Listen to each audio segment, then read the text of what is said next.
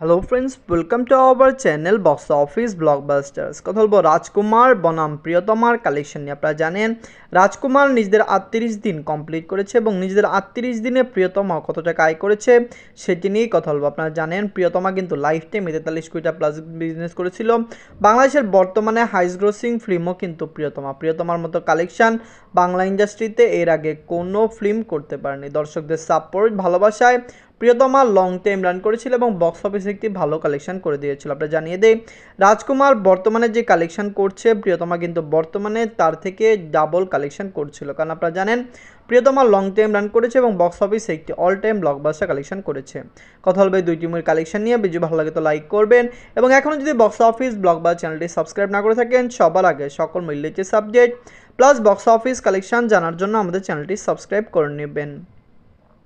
প্রথমত হলো বাজেট নিয়ে। রাজকুমারের বাজেট হলো 10 কোটি টাকা, প্রিয়তমা এবং বাজেট হলো 2 কোটি টাকা। একদিকে আপনারা জানেন সুপারস্টার সাকিব খান স্যার, অন্যদিকেও কিন্তু সুপারস্টার সাকিব খান স্যার। আপনারা জানেন সুপারস্টার সাকিব খান স্যারের ক্যারিয়ারের সবচেয়ে বড় বিগ বাজেট ফিল্ম ছিল রাজকুমার, কিন্তু সবচেয়ে আশ্চর্যজনক কথা হলো যে রাজকুমার রিলিজ হওয়ার আগেই 80 লক্ষ টাকা প্রফিটেবল বিজনেস করে নিয়েছিল। মুভির বাজেট ছিল 10 কোটি টাকা এবং মুভির প্রি সেল বিজনেস ছিল 10 কোটি 80 লক্ষ টাকা, যেটা কিন্তু মুভির কালেকশনকে বুস্ট করে দিয়েছে এবং মুভিকে রিলিজ করার আগেই প্রফিট জোনে চলিয়ে দিয়েছে। আপনারা জানেন সুপারস্টার সাকিব খান স্যারের আপকামিং ফিল্ম হলো তুফান, যেটির বাজেট ধরা হচ্ছে 12 থেকে 15 কোটি টাকা। হতে পারে এর বাজেট আরও বাড়তে পারে, কারণ এটি একটি বিগ স্কেলের ফিল্ম।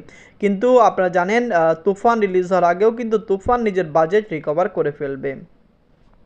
নিজের 38 দিনে রাজকুমার বাংলাদেশ এবং ওয়ার্ল্ড মার্কেট থেকে আয় করেছে 21 লক্ষ টাকা, যেখানে নিজের 38 দিনে প্রিয়তমা বাংলাদেশ প্লাস ওয়ার্ল্ড মার্কেট থেকে টোটাল আয় করেছিল 39 লক্ষ টাকা। যেখানে আপনি জানিয়ে দেই রাজকুমার এবং প্রিয়তমা দুইটি ফিল্মই কিন্তু ওভারসিজ মার্কেট প্লাস বাংলাদেশে সেম ডেটে চলছিল।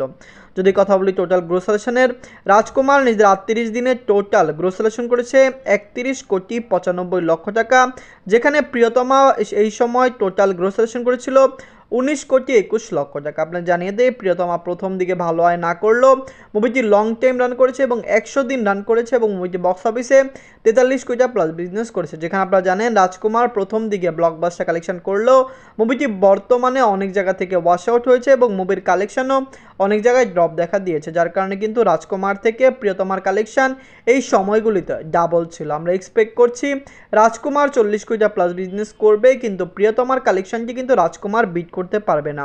এবং আরেকটি সুখবর দিয়ে দেই, কোরবানিদের আগে 2 সপ্তাহ কিন্তু প্রিয়তমাকে রিলিজ করা হবে। যদি রিলিজ করা হয় প্রিয়তমা কিন্তু সেখান থেকেও ভালো কালেকশন আনতে যাচ্ছে। আপনারা যদি এখনও রাজকুমার প্রিয়তমা না থাকেন দেখবেন, কমেন্ট করে জানিয়ে দিন এই দুইটি মুভির মধ্যে সবচেয়ে সেরা বাংলা মুভি কোনটি। ধন্যবাদ।